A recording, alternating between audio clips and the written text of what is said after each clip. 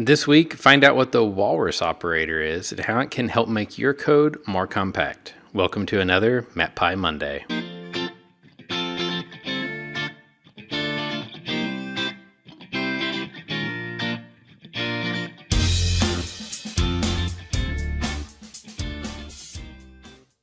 Hello, I'm John Lehman, a software engineer for Unidata.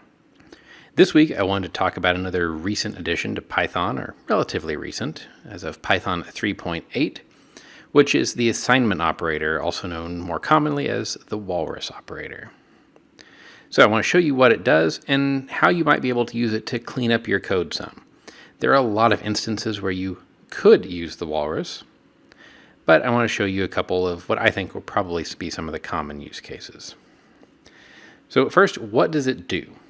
Well, imagine that I'm going to assign some variable and then do something with it. Pass it to a function. It could be any function, but for simplicity, let's use print. So let's say I wanted to define station as KOUN, and then print station.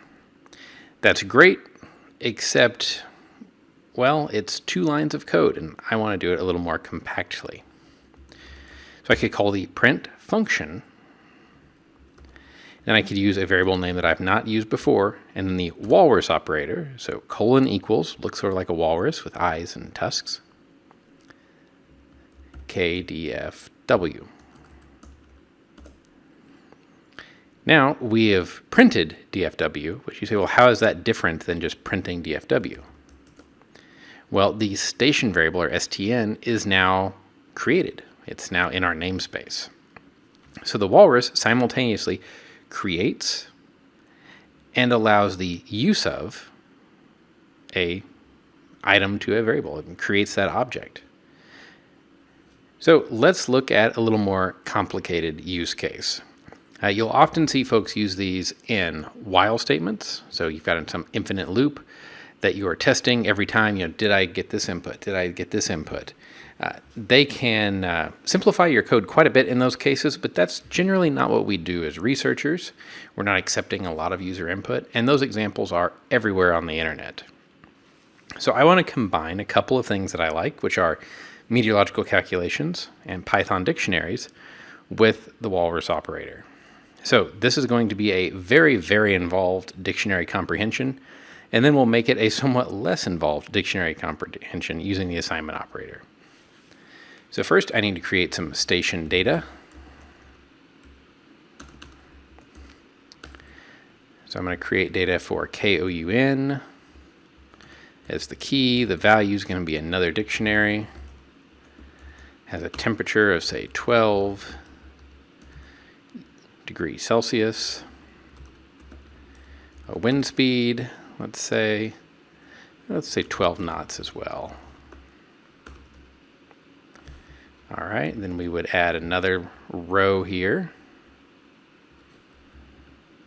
Going to move our curly brace up, and we'll fast forward through me typing all of this, as it's really not that thrilling, but we do need to do a couple of imports. MetPy.units as units, and import MetPy.calc as mpcalc. All right, so now we'll type in another few stations worth of data.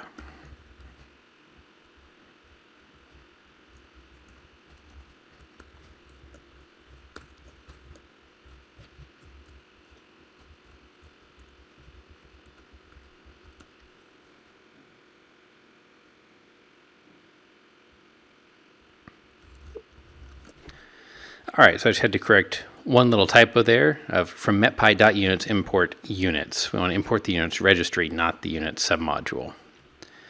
All right, so we got that done, and we got all of our data typed in, temperature and wind speeds for these 6 stations. Now I want to calculate the wind chills for all of these stations. I want those wind chills in a dictionary, a separate dictionary, that is the station as the key and the wind chill as the value.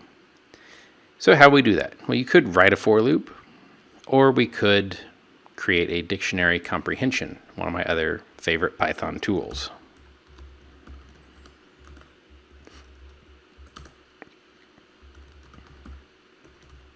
So I'm going to use mpcalc windchill.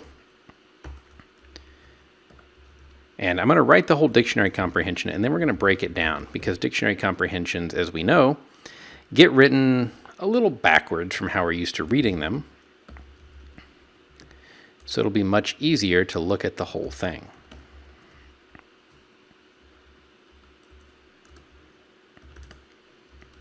And we'll do a line wrap.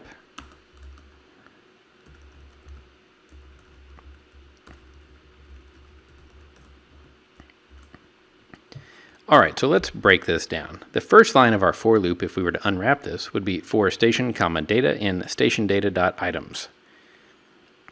So what that says is we're going to iterate through this dictionary. The key will be assigned to STN, and the value will be assigned to data. Now remember, our value is another dictionary. What are we going to do? We're going to create a new dictionary whose key is also STN, and whose value is mpcalc.windchill, data.getTemperature, data.getWindSpeed. So it gets the temperature and the wind speed for that given key value pair, calculates it, and returns a new wind chills dictionary. That looks like this. That's great, but maybe I'm only concerned about places where the wind chill is, let's say where the wind chill is below 0, where I'm going to call it dangerous. So I'm going to copy and paste.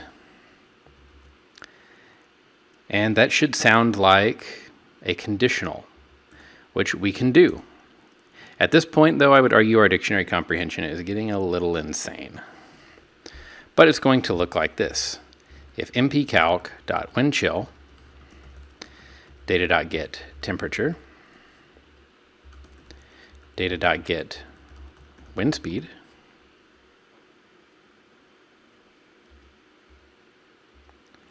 is less than 0 degrees Celsius. So there we get back only the 3 stations that have a wind chill of less than 0. That works, but that's already getting pretty clunky. Granted, it's still fewer lines of code, technically. I mean, it could be one source line of code, honestly. But it's getting confusing to read. Also, and more importantly, really, if this were an expensive computation, we're doing that computation twice. Once for the if, and then if that is true, we're actually rerunning the computation for the assignment here.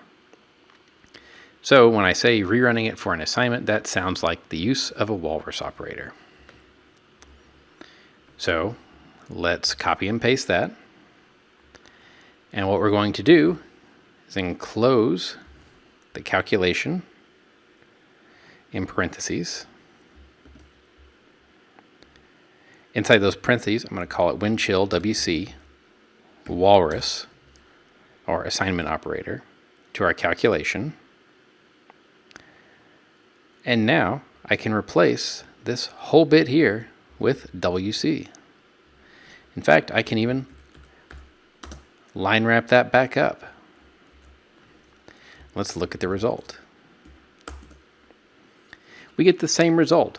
So we're doing the calculation once. We are calculating it, assigning it to WC at the same time. We're doing this comparison, and if that comparison is true, the assignment happens here and we get it in our new dictionary. You can use this in list comprehensions. You can use it in dictionary comprehensions. Again, you can use it in conditionals for while loops. And you can also use it if it's just convenient to, at the same time, assign and print something out in your code. So it may not be life-changing, but I do think this makes code significantly more readable and can save you some computational expense at the same time. I hope that you found this useful, and I'll see you on next week's MetPy Monday.